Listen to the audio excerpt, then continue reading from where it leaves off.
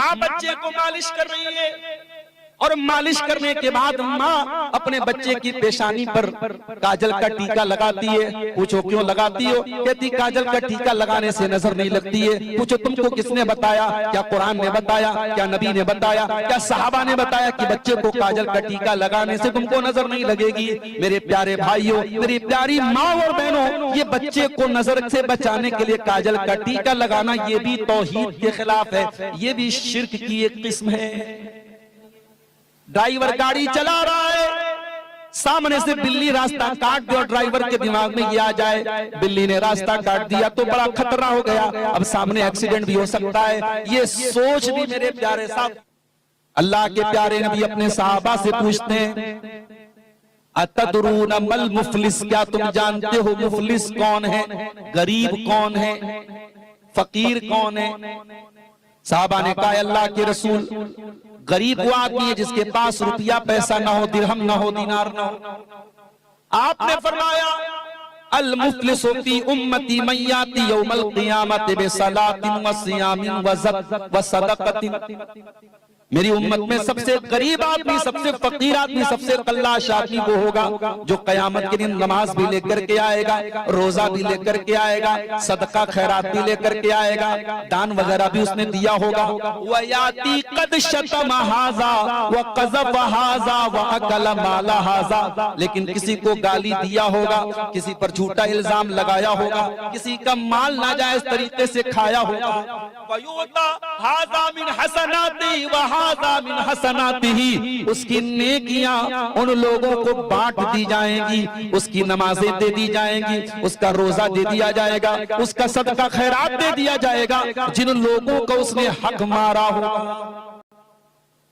फ़इन फ़नियत हसनातुहु, और जब उसकी नेकियां खत्म हो जाएंगी और अभी भी कुछ लोग लाइन में खड़े हैं, अय अल्लाह इसने मेरा भी हक मारा था, अय अल्लाह इसने मेरे हुकूकुल इबाद पर हमला किया था, अय अल्लाह इसने मुझे भी ज़बान से तकलीफ पहुंचाई थी। अल्लाह के रसूल फरमाते हैं फिर उन लोगों के गुनाह इसके ऊपर ला दे जाएं, जिसको इसने जिसका हक मारा होगा उन तमाम लोगों के गुनाह इसके ऊपर लादे जाएंगे। और वो इंसान जो दुनिया से नेकियां लेकर के चला था, रोजे लेकर के चला था, नमाज लेकर के चला था, सदका और खैरात लेके चला था, अब उसका हाल क्या हो जाएगा? वो गुनाहों से लथपथ हो जाएगा, वो गुनाहों से भर जाएगा। सुम्मा युतरहु फिन्नार, और फिर उसको जहन्नम में फेंक दिया जाएगा। अल्लाह, ये है हुकूकुल इबाद में कोताही का अंजाम। मेरे प्यारे साहब, आप जानते हैं इस्लाम में शहीद का कितना बड़ा मकाम है। जो अल्लाह की राह में शहीद हो जाए, कुरान कहता है वला तक़ूलू लिमन युक़्तलु फी सबीलिल्लाहि अमवात, जो अल्लाह की राह में शहीद हो जाए उनको मुर्दा न कहो, बल अहयाउन इंदा रब्बिहिम युरज़क़ून, वो अपने रब के पास जिंदा हैं, वो अपने रब के पास बड़ी बेहतरीन जिंदगी गुजार रहे हैं, अपने रब के पास वो रोजी पा रहे हैं। वो अल्लाह के नबी हदीस में फरमाते हैं जो अल्लाह की राह में शहीद हो जाता है उन शुहदा की रूहों को अल्लाह ताला परिंदों के अंदर डाल देता है और वो परिंदे जन्नत की सैर करते हैं, जन्नत के बागात की सैर करते हैं। इतना बड़ा मकाम है शहीद। लेकिन अगर शहीद भी हुकूकुल इबाद में कोताही करेगा, अल्लाह के प्यारे नबी फरमाते हैं युग़फ़रु लिश्शहीद कुल्लु ज़ंबिन इल्ला दईन, जो अल्लाह की राह में शहीद हो जाता है उसके सारे के सारे गुनाह माफ हो जाते हैं, मगर कर्जा माफ नहीं होता। अगर उसने दुनिया में कर्जा लिया है और कर्जा नहीं दिया है तो उस कर्जे का हिसाब उसको क़यामत के दिन देना पड़ेगा, क्योंकि कर्जे का ताल्लुक हुकूकुल इबाद से। हमारे यहाँ बाप के मरने के बाद औलाद आपस में झगड़ा करती है, ये खेत मेरा है, ये मकान मेरा है, ये जायदाद मेरी है। आज बाप की जायदाद की बड़ी चिंता है, बाप के कर्जे की भी चिंता है। पता लगाओ तुम्हारे बाप ने किससे किससे कर्जा लिया था। अल्लाह के नबी ने फरमाया आप दुआ करते रहे, आप कर्जे से अल्लाह ताला की पनाह मांगा करते थे। अल्लाहुम्मा इन्नी अऊज़ु बिका मिनल महतम वल मग़रम, हर नमाज में आप ये दुआ करते थे, अल्लाह मैं तेरी पनाह चाहता हूँ गुनाहों से और मैं तेरी पनाह चाहता हूँ कर्जे से। कर्जा बड़ी खतरनाक चीज है मेरे साथ। इसलिए इस्लाम का कानून है इंतकाल के बाद सबसे पहला काम क्या किया जाएगा? मरने वाले की तजहीज़ और तकफीन उसके माल से की जाएगी। मरने वाला जो माल छोड़ के जाएगा उसी माल में से उसकी कब्र तैयार होगी, उसका कफन तैयार होगा, उसका जनाजा तैयार होगा। हाँ, कोई रिश्तेदार जिम्मेदारी ले ले, बेटे जिम्मेदारी ले ले, अलग बात है, वरना पहला काम क्या किया जाएगा, उसके कफन दफन का इंतजाम उसके माल में से। दूसरा काम क्या किया जाएगा, अगर मैयत के ऊपर कर्जा है तो कर्जों का पता लगा करके कर्जा अदा किया जाएगा। तीसरा काम यह किया जाएगा, अगर मैयत ने वसीयत की थी, अपनी कोई जमीन कब्रिस्तान को दे रहा था, ईदगाह को दे रहा था, मस्जिद को दे रहा था, मदरसे को दे रहा था, किसी गरीब को दे रहा था, तो ये देखा जाएगा जो उसने वसीयत की है, अगर उसके पूरे माल का 1/3 से ज्यादा वसीयत की है तो 1/3 से ज्यादा जो वसीयत है उसको इनवैलिड और अवैध माना जाएगा। अगर मान लो वो 30 लाख रुपया छोड़ के गया है तो 10 लाख रुपए से ज्यादा की वसीयत वो नहीं कर सकता, अगर करेगा तो नहीं माना जाएगा। सिर्फ 10 लाख, अगर 30 लाख छोड़ के गया है तो 10 लाख रुपए की वसीयत पर अमल किया जाएगा। उसने अगर ईदगाह में दिया था ईदगाह में दे दिया जाएगा, कब्रिस्तान के लिए दिया था कब्रिस्तान में दे दिया जाएगा, मस्जिद के लिए बोला था मस्जिद के लिए दे दिया। यहाँ एक मसला और याद रखो, हमारे यहाँ कुछ लोग अपने बेटों को वसीयत कर देते, बेटी को वसीयत कर देते, मेरे मरने के बाद ये वाला खेत मेरे बड़े बेटे को दे देना, ये वाला मकान मेरे छोटे बेटे को दे देना। ला वसीयत ले वारिसिन, अल्लाह के रसूल की हदीस है, जो वारिस है, बेटा वारिस है, बेटी वारिस है, आप बेटा और बेटी को वसीयत नहीं कर सकते। बेटा बेटी तो ऑटोमेटिक आपकी वरासत में हिस्सा पाएंगे, वसीयत हमेशा गैर वारिस को की जाती है। मिसाल के तौर पर अगर आपने कोई बच्चा गोद ले लिया है, बच्चा अगर आपने पाला है, कोई बच्चा अगर आपने गोद ले लिया है, पाल सकते हैं, शर्त यह है कि आप उस बच्चे की वल्दियत में अपना नाम नहीं लिखवाएंगे।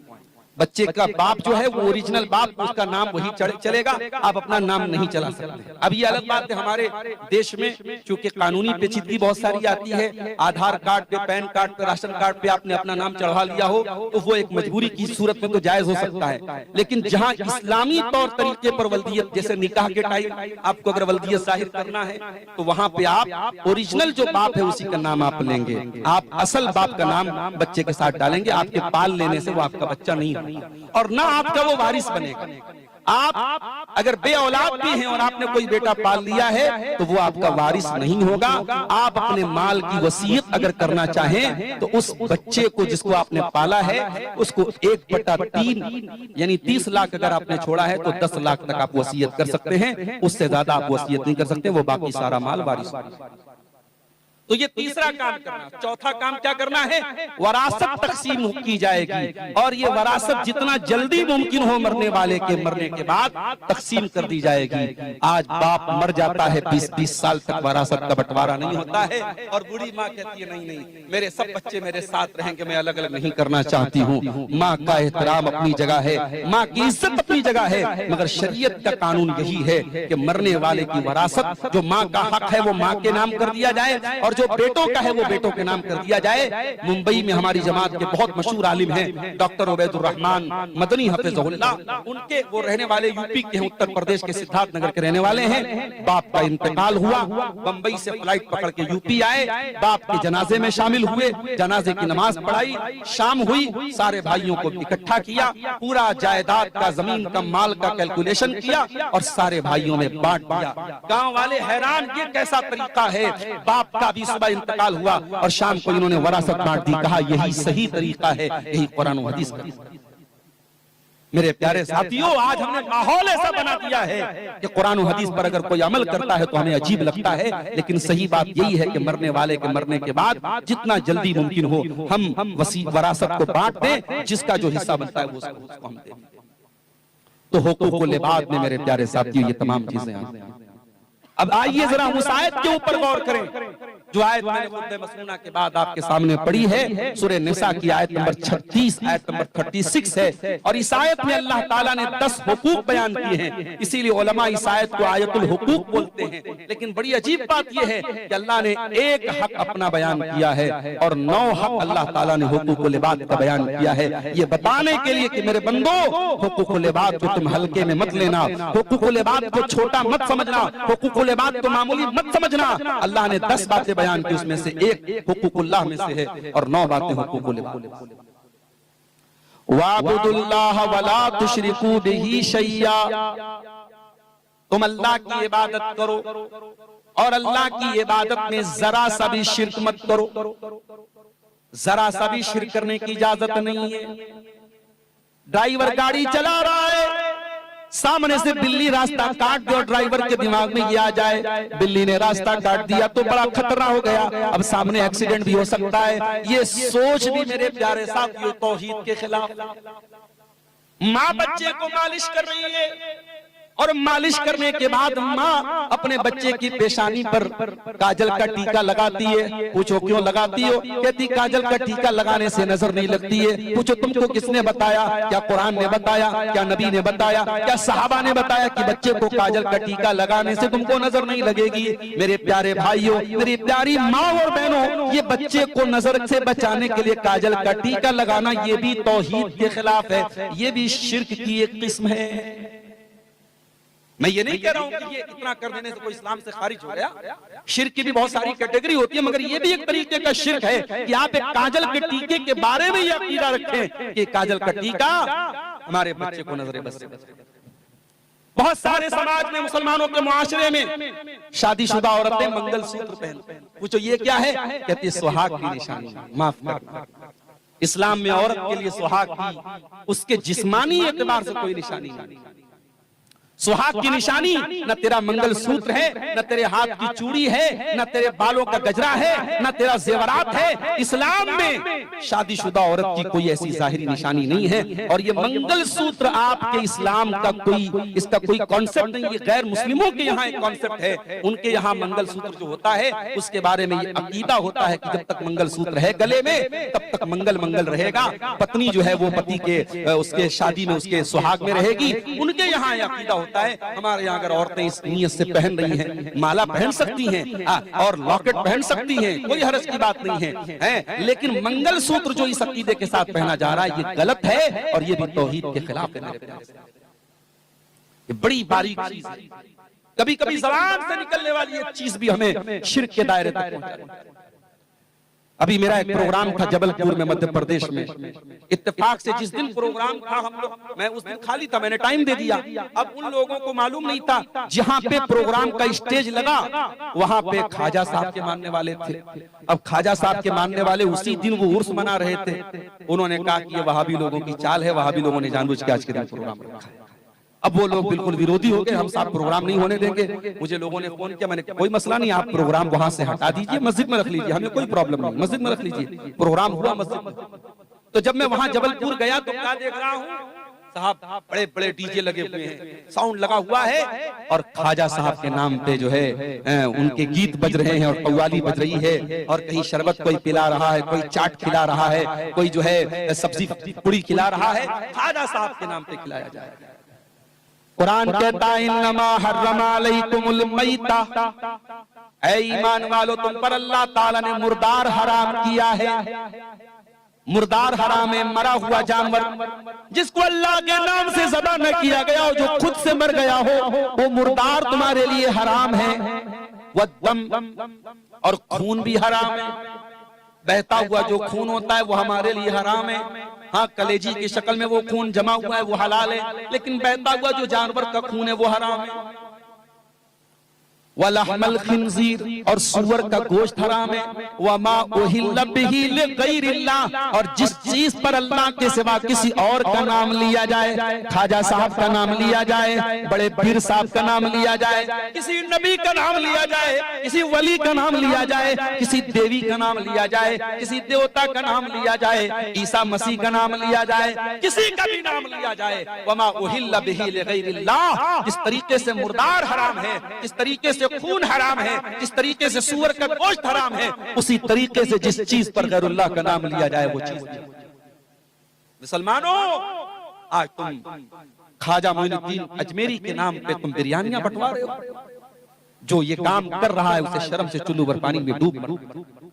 अरे उससे बड़ा फ्रॉडिया कौन होगा, उससे बड़ा धोखेबाज कौन होगा जो नमाज में कहता है इय्याका नअबुदु व इय्याका नस्तईन, ऐ अल्लाह हम तेरी ही इबादत करते हैं और तुझी से मदद मांगते हैं। और जब मस्जिद के बाहर निकलता है तो किसी को ख्वाजा गरीब नवाज कहता है, किसी को गौसे आजम कहता है, किसी को दस्तगीर कहता है। कभी मदीने जा करके वहां गुंबद खजरा के सामने हाथ बांध करके दुआएं करता है अल्लाह के रसूल से। मेरे प्यारे साथियों, कुरान कह रहा है वाबुदुल्लाह वला तुशरिकू बिही शैया, अल्लाह की इबादत करो और अल्लाह के साथ जर्रा बराबर भी तुम शिर्क मत करो।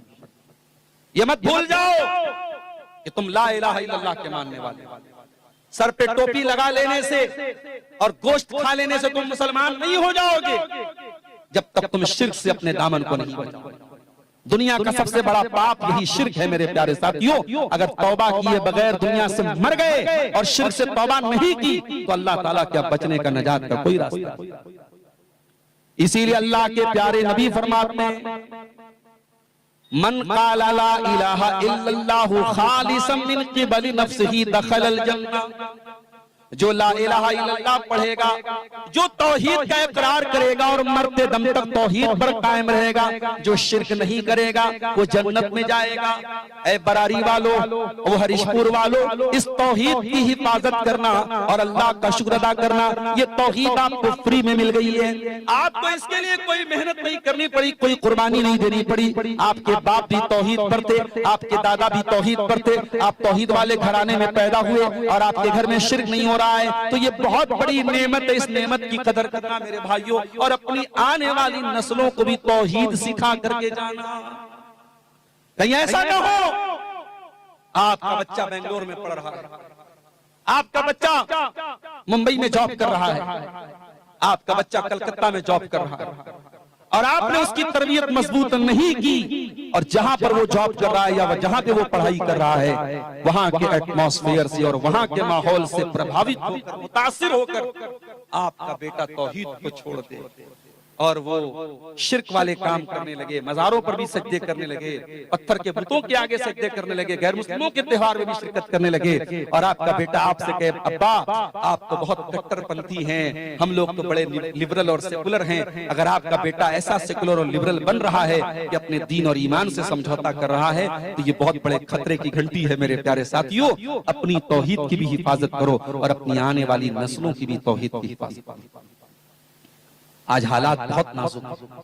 बिहार और झारखंड के छोटे छोटे गांवों से अब ये खबरें आ रही हैं, मुसलमान लड़की व्हाट्सएप पर किसी से चैटिंग करती थी, गैर मुस्लिम लड़का था, भाग गई उसके साथ और अगले दिन जाकर के थाने में उसने कहा कि मैं हिंदू धर्म स्वीकार कर रही हूँ, मैं इस्लाम को छोड़ रही हूँ, मैं जो है इसके साथ शादी कर रही हूँ, इस्लाम और ईमान को त्याग रही हूँ। और मीडिया वाले उसको कवरेज, ऐसे मामला तो अगर यही उल्टा हो जाए तो साहब वो बहुत बड़ा जुर्म हो जाएगा, और अगर मुसलमान लड़की जाकर के इस तरीके से इस्लाम को छोड़ दे तो मीडिया वाले हाथों हाथ लेते हैं और उसको खूब प्रचार करते हैं। ये हालात क्यों आए हैं मेरे प्यारे साथियों? इसलिए कि हमने आज अपने बच्चों और बच्चियों को दीन की तालीम देना बंद कर दिया है। आज हमारे घरों में दीन की तालीम ना के बराबर है तौहीद की तालीम।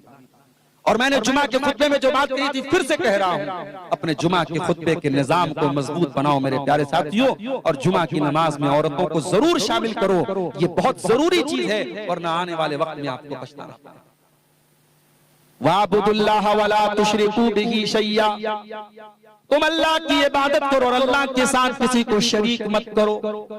उसके बाद फरमाया वबिल वालिदैन एहसाना, और अपने माता पिता के साथ, अपने माँ बाप के साथ तुम अच्छा सलूक करते रहो। जरा गौर करो मेरे भाइयों, हुकूकुल इबाद का नंबर आया तो अल्लाह ताला ने सबसे पहले माँ बाप का जिक्र किया, इसलिए कि सारे लोगों में हुकूकुल इबाद में अगर पहला नंबर किसी का तो आपके माँ बाप का है। जिस माँ ने 9 महीने आपको पेट में रखा है, जिस बाप ने खून पसीने की कमाई से आपको चलना सिखाया है, जिस बाप ने आपको जिंदगी की धूप छांव से गुजरना सिखाया है, उस बाप की कदर करो, उस माँ की कदर करो। मैं ये नहीं कहता कि आज नौजवान नस्ल अपने माँ बाप से मोहब्बत नहीं करती है, बहुत सारे अच्छे बच्चे भी हैं, माँ बाप से बहुत प्यार करते हैं, मगर एक बात बोलता हूँ, जो मोहब्बत माँ बाप अपनी औलाद से करते हैं, औलाद वो मोहब्बत चाह करके भी अपने माँ बाप से नहीं कर सकती। आप छोटे से थे, कहीं पर भी आपने पेशाब कर दिया, कहीं पर भी पाखाना कर दिया, माँ बेचारी रोटी बना रही थी, किसी ने आके कहा मुन्ने ने पाखाना किया। माँ को गुस्सा आया, मगर मासूम बच्चा था। माँ गई, उसने बच्चे की गंदगी को साफ किया। बच्चा रो रहा था, माँ ने पुचकारा, दुलार किया, प्यार किया, बच्चे को धुला करके आई, बच्चा हंसने लगा। और इसी का जब अपोजिट होता है, और अल्लाह ना करे किसी माँ पर ये नौबत आए, किसी बाप पर ये नौबत आए, जब वो माँ और बाप बिस्तर पर इस हालत में पहुंच जाएं कि वो बेचारे बाथरूम नहीं जा सकते, वो अपनी गंदगी को अपने हाथ से साफ नहीं कर सकते, और बेटे को करना पड़ रहा है, बेटी को करना पड़ रहा है, तो वो कर तो देंगे, मगर नाक पर रुमाल रख के और हाथ रख के करेंगे। वो उस दिल और खुशी के साथ नहीं कर सकते जो माँ ने आपके साथ किया था। मेरे साथ ये फर्क है माँ की मोहब्बत में और आपकी माँ से मोहब्बत में। मेरे प्यारे साथियों, जब तक माँ बाप जिंदा है उनकी कदर कदर। कुरान कहता है इम्मा यबलुगन्ना इंदकल किबरा अहदुहुमा औ किलाहुमा फला तकुल लहुमा उफ।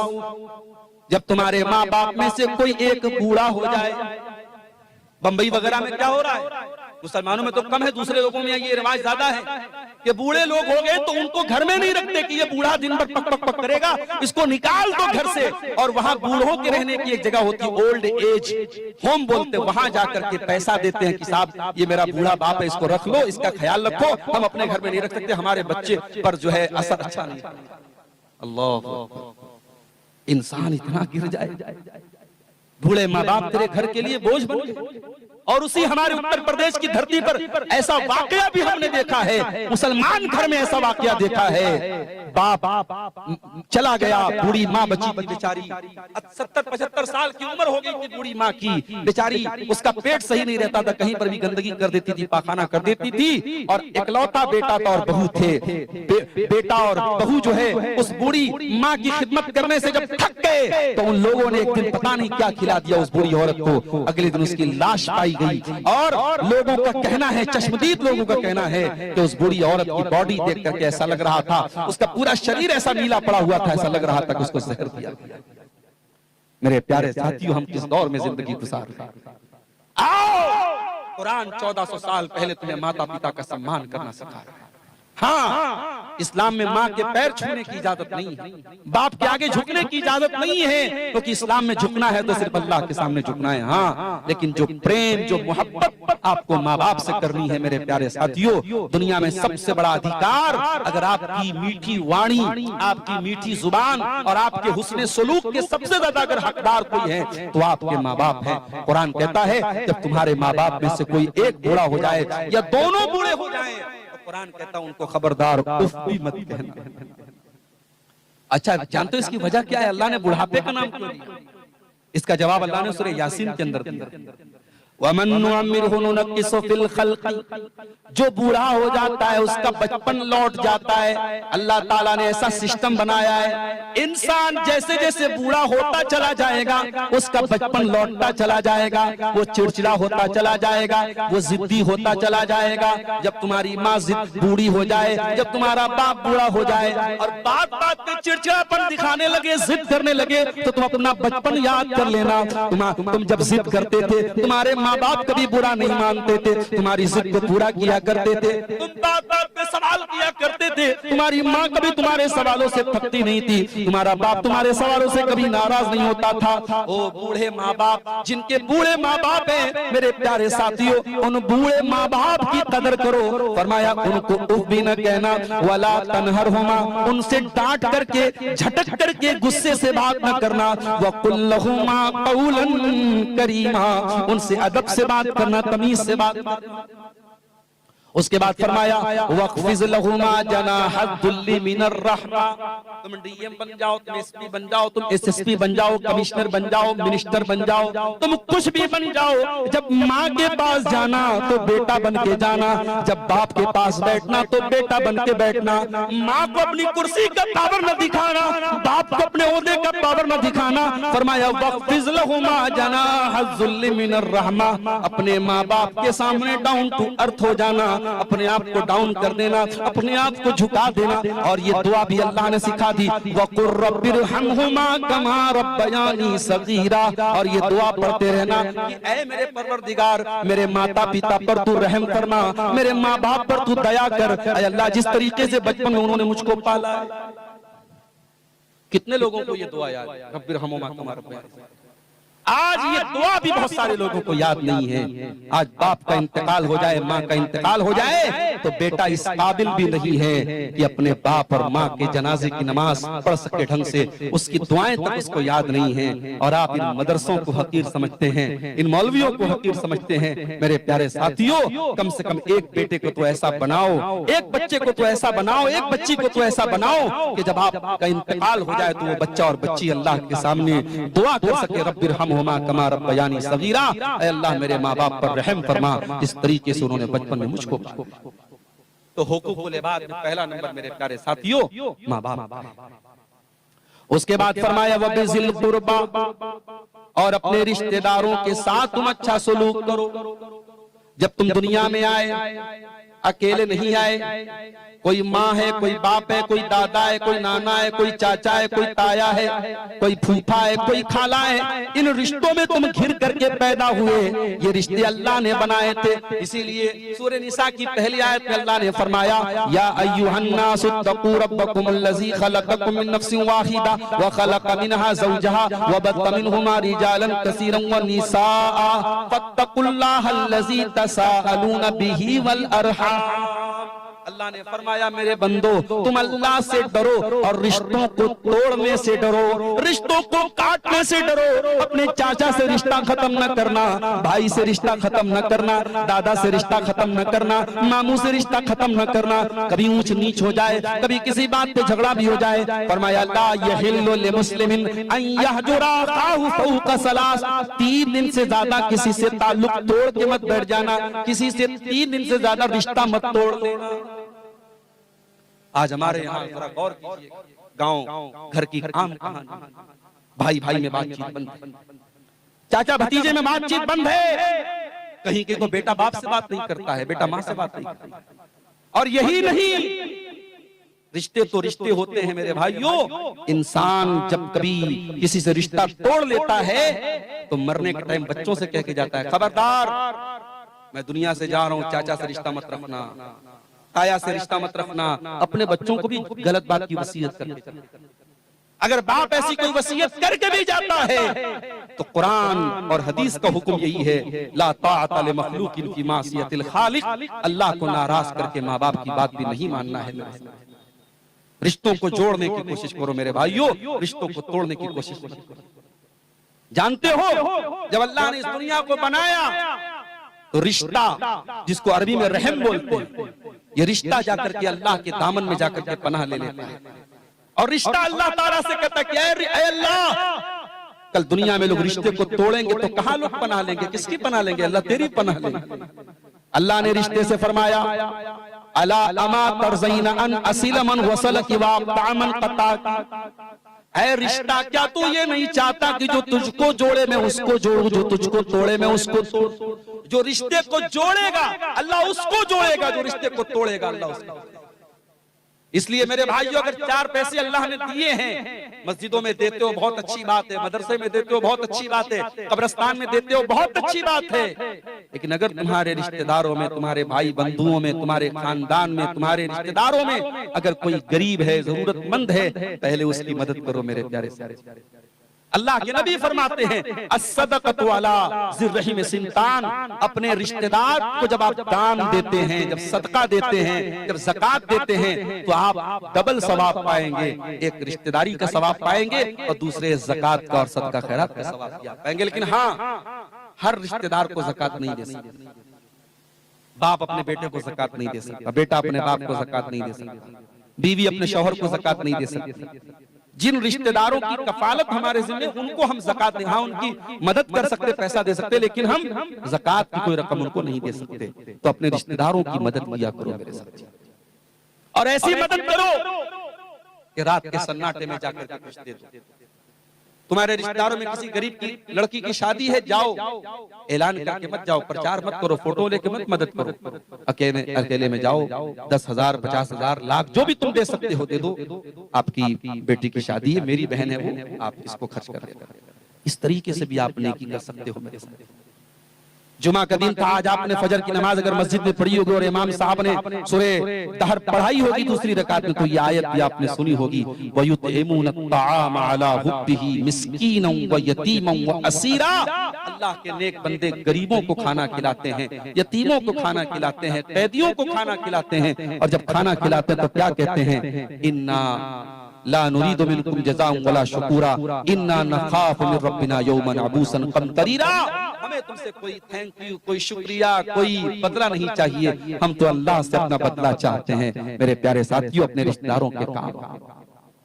और अगर किसी रिश्तेदार से आपकी अनबन हो गई है तो जा करके बात खत्म कर दो। अगर आपको अपनी नाक कटवानी पड़ जाए, अगर आपको ऐसा लगता है कि मैं गया तो दुनिया यही कहेगी मैं झुक गया, मेरी नाक कट गई, तो मेरे प्यारे साथियों, अगर झगड़ा खत्म करने के लिए नाक कट जाए तो ऐसी नाक को कटवा लेना। अगर दुनिया की नजर में तुम झुक गए तो झुक जाना, मगर बात को खत्म कर देना, इसके बदले में तुमको जन्नत में महल मिलेगा। अल्लाह के नबी फरमाते हैं, अना ज़ईमुन बिबैतिन फी रबदिल जन्ना, मैं जन्नत के किनारे उस एक मकान की गारंटी देता हूं उस इंसान को, लिमन तरकल मिरा व इन कान मुहिqqन, जो हक पर होने के बावजूद झगड़ा छोड़ दे।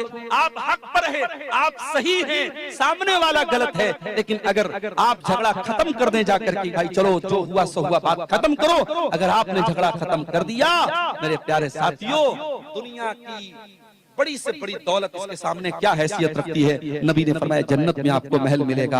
आज कलकत्ता जैसे शहर में बॉलीवुड का एक्टर शाहरुख खान जब अपना होटल लेता है, तो कलकत्ता में गया तो लोगों ने मुझको दिखाया कि कई करोड़ का ये होटल जो है शाहरुख खान ने लिया है। आज कलकत्ता जैसे शहर में करोड़ों का कोई होटल अगर कोई ले रहा है तो बॉलीवुड का एक एक्टर ले रहा है जिसके पास करोड़ों की दौलत है। मेरे प्यारे साथियों, मैं कहता हूँ ये करोड़ों के होटल और ये अरबों की दौलत जन्नत के एक स्क्वायर फीट एरिया के मुकाबले भी कुछ नहीं है।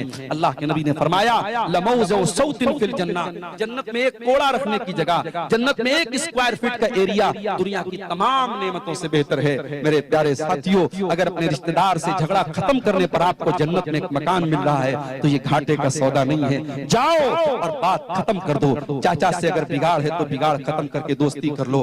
भाई से अगर बातचीत बंद है जाके बात खत्म कर लो। मेरे भाइयों, यकीन करो आपके कारोबार में भी बरकत होगी, आपकी रोजी रोटी में भी बरकत होगी। जब खानदान में मेल और मोहब्बत होगा, आपकी उम्र में भी अल्लाह ताला बरकत देगा, आपकी रोजी रोटी में भी बरकत देगा अल्लाह।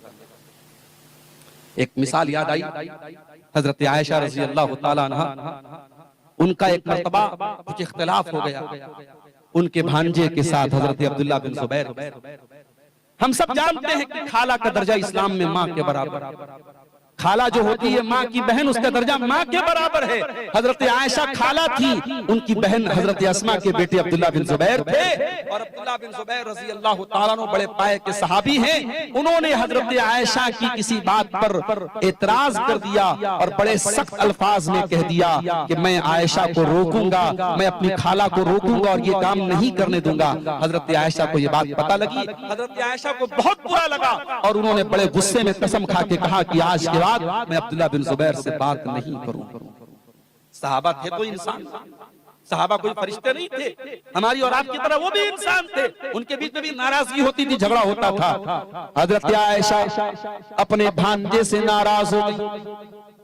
हम और आप होते तो सोचते क्या फर्क पड़ता है, खाला अगर नाराज हो जाए तो हो जाए, अगर हम पैसे वाले हैं, अगर हम इज्जत वाले हैं, अगर हमारा समाज में नाम है तो हम किसी के सामने झुकने वाले नहीं है। मगर वो सहाबा थे। हजरत आयशा से जब नाराजगी हुई, अब्दुल्लाह बिन जुबैर को अपनी गलती का एहसास हुआ, आए अपनी खाला के पास, ऐ मेरी खाला जान मुझे माफ कर दीजिए, मैंने गलत बात बोल दी, मुझे ऐसा नहीं बोलना चाहिए था, ऐसा जुमला नहीं इस्तेमाल करना चाहिए था। उन्होंने बहुत माफी मांगी, मगर अब हजरत आयशा अपने भांजे को माफ करने को तैयार नहीं हुई। आखिर में अब्दुल्लाह बिन जुबैर ने एक आइडिया लगाया, उनके दिमाग में एक आइडिया आया। उन्होंने दो सहाबा से बातचीत किया। ये कौन दो सहाबा थे? एक का नाम मोहम्मद इब्ने मसलमा था, दूसरे का नाम मुझे याद नहीं आ रहा है। दो लोग थे। ये दोनों सहाबी जो थे ये अल्लाह के रसूल के नानिहाल से इनका ताल्लुक। नानिहाल समझते हैं आप, यानी माँ का जो मायका होता है, पता नहीं आपके यहाँ शेरशाबादी में क्या बोलते हैं उसको, तो उर्दू में नानिहाल बोलते हैं। तो जो नानिहाल का जो रिश्ता था, अल्लाह के नबी बहुत मोहब्बत करते थे अपने नानिहाल के रिश्तेदारों से। तो हजरत आयशा भी नबी के रिश्तेदारों से बहुत मोहब्बत करती थी। अब्दुल्लाह बिन जुबैर ने आइडिया लगाया और नबी के नानिहाल के दो सहाबा से कहा कि आप लोगों को मेरा मसला हल करना है और चल करके मेरी खाला को मना लेना है। ये तीनों लोग जब पहुंचे हजरत आयशा के घर में, बुखारी के अल्फाज हैं, इन्होंने दरवाजे पर जाके सलाम किया, अस्सलामु अलैकुम व रहमतुल्लाहि या उम्मुल मोमिनीन, ऐ उम्मुल मोमिनीन आपके ऊपर सलाम हो। हजरत आयशा ने सलाम का जवाब दिया। इन्होंने कहा अनदखुल, क्या हम अंदर आ जाएं? हजरत आयशा तो अंदर थी, उनको पता नहीं था कि इब्ने जुबैर भी आए हैं, मेरे भांजे भी आए हैं। उन्होंने कहा ठीक है अंदर आ जाओ। जब ये तीनों लोग अंदर गए, अंदर पर्दा लगा हुआ था, पर्दे के उस पार हजरत आयशा थी, इस पार तीनों लोग। जरा गौर करो, नबी की बीवी है, सबकी माँ है, पूरी उम्मत की माँ है, और जाहिर है कि हजरत अब्दुल्लाह बिन जुबैर के सामने हजरत आयशा उम्र दराज भी है। लेकिन इन तीनों लोगों के आने के बाद जब ये तीनों अंदर गए तो हजरत आयशा सामने नहीं आई, पर्दे में थी। पता ये चला कि मुसलमान औरत हर हाल में पर्दा करती है अपने गैर महरम के लिए, चाहे वो उम्र दराज भी हो जाए, लेकिन वो पर्दे का एहतमाम करती है। आज जवान जवान लड़कियां बगैर पर्दे की घूमती रहती हैं, और ये कहा जाता है कि पर्दा तो दिल का होता है, दिल का पर्दा होता है, आंखों का क्या भरोसा है। मेरे प्यारे साथियों, क्या नबी के सहाबा से ज्यादा साफ सुथरा किसी का दिल हो सकता है? क्या नबी की बीवियों से साफ सुथरा किसी का दिल हो सकता है? ये तीनों लोग अंदर गए, अंदर पर्दा लगा था, पर्दे के उस पार हजरत आयशा थी।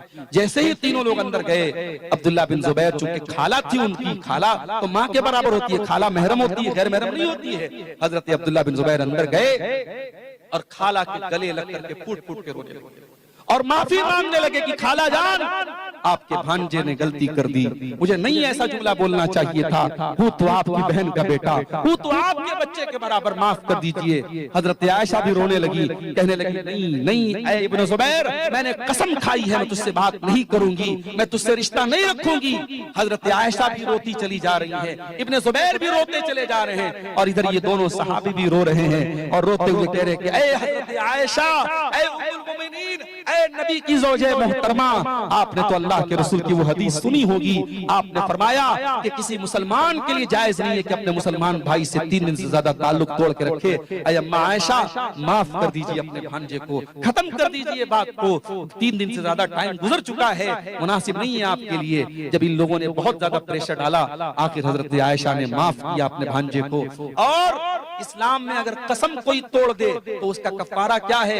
एक गुलाम आजाद करना है, या 3 दिन रोजा रखना है, या 10 मिस्किन को खाना खिलाना है। मगर हजरत आयशा रजी अल्लाह तआला अन्हा ने इस कसम के कफारे के तौर पे 40 गुलाम आजाद किए। और जब इस वाक्य को हजरत आयशा याद करती थी, जारो कतारो रोने लगती। मेरे प्यारे साथियों, रिश्तेदारों का बहुत बड़ा हक होता है। जब आप अपने सुख दुख में देखें कि आपका रिश्तेदार किस हाल में है, उसके सुख दुख का जरूर ख्याल करें। हुकूकुल इबाद में अल्लाह ताला ने वालिदैन के बाद दूसरे नंबर पे जिक्र किया है रिश्तेदार, फिर तीसरे नंबर पे फरमाया वल यतामा, यतीमों के साथ जो बच्चे अनाथ हो जाएं, जो बच्चे अनाथ हो जाएं, जिनका बाप इंतकाल कर जाए, वो बच्चा जब तक नाबालिग है वो यतीम है। उस यतीम बच्चे के साथ तुम अच्छा सलूक करो। अगर मदरसे में कोई यतीम बच्चा पढ़ रहा है, हो सके तो उसकी पढ़ाई का खर्चा जाकर के उठा लो, उसके अनाज का खर्चा जाकर के उठा लो, उसकी खुराकी की फीस जाकर के अदा कर दो। किसी यतीम के काम आ जाओ, किसी यतीम के साथ जुल्म न करो, किसी यतीम के साथ अन्याय न करो। यतीम का बड़ा हक है मेरे प्यारे सारे। मगर आज समाज इस कदर जलील हो चुका है कि बाप की जिंदगी में अगर कोई भाई मर जाए तो दूसरा भाई अपने ही यतीम भतीजों से कहता है जाओ, तेरा बाप मर गया, अब तेरे बाप की मेरे बाप की जायदाद में तुम लोगों का कोई हिस्सा नहीं बनता है। अपने ही यतीम बच्चों को, अपने ही यतीम भतीजों को अपने बाप की जायदाद में से धक्का देके निकाल दिया जाता है। और वहां पे लोगों को शरीयत याद आती है कि शरीयत का कानून यही है कि बाप की जिंदगी में बेटा मर जाए तो फिर दादा की वरासत में पोतों का हक नहीं। मेरे प्यारे साथियों, इस्लाम के कुछ कानून ऐसे भी हैं जो आपके ईमान की और आपकी इंसानियत की परीक्षा लेने। जब ये मौका आ जाए और किसी का भाई अपने बाप की जिंदगी में मर जाए तो वहां भाई को ये सोचना चाहिए कि जो हमारा भाई मर गया है, अगर मैं मरा होता और मेरे बच्चे आज अगर यतीम हुए होते तो क्या होता। वहां परीक्षा दादा की है। दादा को ये चाहिए कि जब तेरा बेटा मर गया तेरी जिंदगी में और तेरे यतीम पोते पोतियां हैं तो तुझे तो इस्लाम ने ऑप्शन दिया है, तू अपनी वरासत में 1/3 हिस्सा तू वसीयत कर सकता है। वहां पे दादा को चाहिए कि अपने पोतों और पोतियों के नाम वो वसीयत कर दे। 1/3 तक तो कर ही सकता है, और दादा अगर नहीं भी करता है तो वहाँ चचा लोगों की और जो उस मरहूम भाई की जो और भाई लोग हैं उनके ईमान की परीक्षा है। मेरे प्यारे साथियों, मगर हम इसका समाज में उल्टा देखते हैं। हम ये देखते हैं अपने ही यतीम भतीजों को लोग निकाल देते हैं, उनको बाप की जायदाद में हिस्सा, और वहाँ कहते हैं साहब शरीयत का यही कानून है। जिंदगी में शरीयत का कोई कानून याद हो चाहे न याद हो, यहाँ पे जरूर उनको कानून याद आ जाता है और कहते हैं नहीं साहब आपका हिस्सा नहीं बनता है। मेरे प्यारे साथियों, वो यतीम है और यतीम का बड़ा हक है। नबी ने कहा यतीम के सर पे मोहब्बत से हाथ फेर दो, अल्लाह तुम्हारे दिल की सख्ती को दूर कर दे। उसके बाद फरमाया वल मसाकीन, और मिस्कीनों और गरीबों के साथ भी तुम अच्छा सलूक करो। तुम अगर पैसे वाले हो, तुम्हारा मकान बहुत अच्छा है, तो जो गरीब है, जो कमजोर है, जो बेचारा झोपड़ी में रहता है, उस बेचारे को हकीर न समझो। अपनी दौलत पर तुम अहंकार न करो, गुरूर न करो। उस गरीब की मदद करो, मदद नहीं कर सकते तो कम से कम बेइज्जती मत करो, इंसल्ट मत करो। उसके बाद फरमाया वल जारि ज़िल कुर्बा, और अपने उन पड़ोसियों के साथ भी अच्छा सलूक करो जो पड़ोसी भी हैं और रिश्तेदार भी हैं। अगर आपके घर के बगल में आपका भाई रहता है तो पड़ोसी भी है, रिश्तेदार भी है, उसके साथ तुम्हें ज्यादा अच्छा सलूक करना है। वल जारिल जुनुबी, और अगर पड़ोसी है लेकिन रिश्तेदार नहीं है तब भी उसके साथ अच्छा सलूक। पड़ोसी है और रिश्तेदार है तो डबल हक है, और पड़ोसी है और रिश्तेदार नहीं है तब भी हक है। यहाँ तक कि अगर पड़ोसी है और वो गैर मुस्लिम है, हमारी कास्ट का नहीं है, हमारे धर्म का नहीं है, तब भी मेरे प्यारे साथियों हमें उसके साथ अच्छा सलूक करना है। इस्लाम में धर्म और जात के आधार पे पड़ोसी को कोई तकलीफ पहुंचाने की इस्लाम में इजाजत नहीं है। अगर गैर मुस्लिम भी है तो उस पड़ोसी के साथ आपको अच्छा सलूक करना है। ये बात याद रखो। आज भारत में जितना भी नफरत का माहौल पैदा हो चुका है, लेकिन अगर आपके गांव में गैर मुस्लिम आपके साथ रहते हैं तो आपको उनके साथ वही भाईचारा और वही अखलाक अपनाना है जो इस्लाम आपको शिक्षा देता है और तालीम देता है। पड़ोसी का बहुत बड़ा हक है, आप पेट भर के खाएं और आपका पड़ोसी भूखा रहे, ये इस्लाम की तालीम नहीं है। मेरे प्यारे साथियों, चाहे वो रिश्तेदार हो चाहे रिश्तेदार ना हो, मुसलमान हो चाहे ना हो, अगर पड़ोसी है तो उसका बहुत बड़ा हक है। अब 2-3 चीजें और बयान करके मैं बात खत्म करूंगा। अल्लाह ने फरमाया वस्साहिब बिल जंबी, जो आपके सफर का साथी है। आप ट्रेन में जा रहे हैं, दिल्ली जा रहे हैं, कलकत्ता जा रहे हैं, ट्रेन में आपके साथ जो आदमी बैठा है उसको तकलीफ मत पहुंचाओ, उसके साथ कोई बुरा सलूक मत करो। अब जब ट्रेन में और बस में सफर करने वाले के साथ आपको अच्छा सलूक करना है तो आपकी जो पत्नी है, जो वाइफ है आपकी, वो तो सारी जिंदगी आपके सफर में आपकी हम सफर हैं। इसीलिए उलमा ने इस आयत की तफसीर में लिखा कि वस्साहिब बिल जम में बीवी भी शामिल है, जो आपकी जिंदगी भर की हम सफर है। बीवी के साथ अच्छा सलूक करो, बीवी को नौकरानी मत समझो, बीवी को गुलाम मत समझो, बीवी को ऐसा मत समझो कि तुम आका हो, वो तुम्हारी नौकरानी है। बीवी से मोहब्बत करो, बीवी को इज्जत दो। अल्लाह ने फरमाया तुम्हारे पहलू के जो साथी हैं उनके साथ भी तुम अच्छा। उसके बाद फरमाया वब्नी सबील, और अगर कोई परदेसी है, कोई दूसरे स्टेट से दूसरे इलाके से आया, मेहमान बन के आया, मेहमान की इज्जत करो, परदेसी के काम आओ। वमा मलकत अयमानुकुम, और जो तुम्हारे गुलाम है, तुम्हारी लौंडियां हैं, जो नौकर चाकर हैं, अपने नौकरों के साथ भी तुम अच्छा सलूक करो। अगर आप कोई कंपनी चलाते हैं, कोई ऑफिस है आपका, कोई कारखाना है आपका, और आपके अंडर में कुछ लोग काम करते हैं, तो अपने नौकरों के साथ भी आप अन्याय मत कीजिए, अत्याचार मत कीजिए। जुमा के खुतबे में आपने वाकया सुना कि गुलाम को सहाबी ने ज्यादा सजा दे दी, तो नबी ने फरमाया कयामत के दिन उसका अंजाम भुगतना पड़ेगा। इसीलिए एक सहाबी ने जब अपने किसी गुलाम को बुरा भला कह दिया और उसकी माँ का नाम लेके ताना मार दिया, तो अल्लाह के नबी बहुत भड़क गए, बहुत नाराज हुए, और अल्लाह के प्यारे नबी सल्लल्लाहु अलैहि वसल्लम फरमाया कि ऐ अबू ज़र, तुमने बहुत गलत काम किया है, ये दौर जाहिलियत वाला काम है। ऐ अबू ज़र, ये गुलाम, ये नौकर, ये भी तुम्हारे भाई हैं। अल्लाह ताला ने तुमको ऊपर बनाया, उनको नीचे बनाया, उनको तुम्हारे मातहत बनाया है, लिहाजा जो खाओ उनको खिलाओ, जो पहनो उनको पहनाओ, और उनकी ताकत से ज्यादा उनके ऊपर बोझ मत डालो। आज आप देखिए दुनिया में मजदूरों की यूनियन बनी है और यह मजदूर दिवस मनाया जाता है। 1400 साल पहले मोहम्मद अकरम सल्लल्लाहु अलैहि वसल्लम ने फरमाया कि जब मजदूर की मजदूरी दे दो इसके पहले कि उसका पसीना सूख जाए। मजदूरों का हक भी इस्लाम ने बयान किया, गरीबों का हक भी इस्लाम ने बयान किया, गुलामों का हक भी इस्लाम ने बयान किया। मेरे प्यारे साथियों, ये अल्लाह का दीन है, ये अल्लाह की शरीयत है और इसमें समाज के हर वर्ग का हमें ख्याल करने का हुक्म दिया गया। और आखिरी बात जो अल्लाह ने सूरह निसा की आयत में कही, फरमाया इन्नल्लाह ला युहिब्बु मन काना मुख्तालन फखूरा। अल्लाह ताला किसी अहंकारी को, किसी घमंड करने वाले को, किसी गुरूर करने वाले को पसंद नहीं करता है। अहंकार करना इब्लीस का तरीका है, अहंकार करना कारून का तरीका है, गुरूर करना फिरौन का तरीका है। जिन्होंने गुरूर किया मिट्टी में मिल गए, कारून अपने खजाने के साथ जमीन में धंसा दिया गया, फिरौन पानी में डूबा करके मार दिया गया, इब्लीस हमेशा के लिए अल्लाह की बारगाह से धुतकार दिया गया। अहंकार न करो, गुरूर न करो, और हुकूकुल इबाद का ख्याल वही रखेगा इसके दिल में अहंकार नहीं होगा। ऐ इंसान, तुझे किस बात का अहंकार है? हकीर पानी के कतरे से पैदा इंसान, मिट्टी से पैदा इंसान, तुझे गुरूर किस बात का है? ला तमश फिल अर्ज़ मरहा, जमीन में अकड़ करके न चल। इन्नका लन तखरिकल अर्ज़ा, तू जमीन को फाड़ नहीं सकता है। वलन तबलुगल जिबाल तूला, तू पहाड़ों की बुलंदी पे नहीं चढ़ सकता है।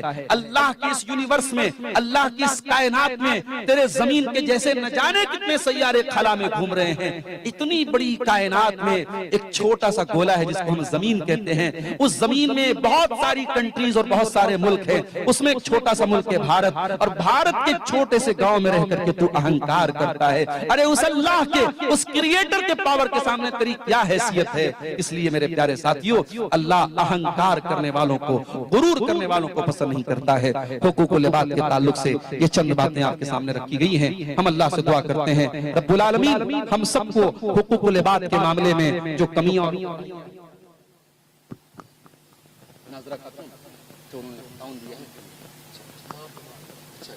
उनकी मां बीमार है, ये किसी नाजरा खातून नाम की खातून है, वो बीमार है, उनकी मां बीमार है, उनकी मां बीमार है। अल्लाह ताला उनको शिफाए कामिला अजला अता फरमाए। उनकी तरफ से कुछ मस्जिद के लिए ताउन भी आया है, अल्लाह कबूल फरमाए। अल्लाह ताला हम सबको कहने सुनने से ज्यादा अमल की तौफीक अता फरमाए। मैं एक मरतबा फिर हरीशपुर के इस गांव के तमाम लोगों का, यहाँ के इमाम साहब का, और हमारे ये जो हमारे शेख हैं जामिया सल्फिया में हमारे मुआसिरीन में से थे, अल्लाह इनको भी जज़ाए खैर दे। बड़ा खूबसूरत आपने ये प्रोग्राम आज सजाया, और दिन के बावजूद और काम वगैरह छोड़ करके, अपनी मसरूफियात को छोड़ करके आप बैठे और गौर से आपने तकरीरों को सुना। अल्लाह ताला आप सबके जमा होने को, हम सबके जमा होने को कबूल फरमाए।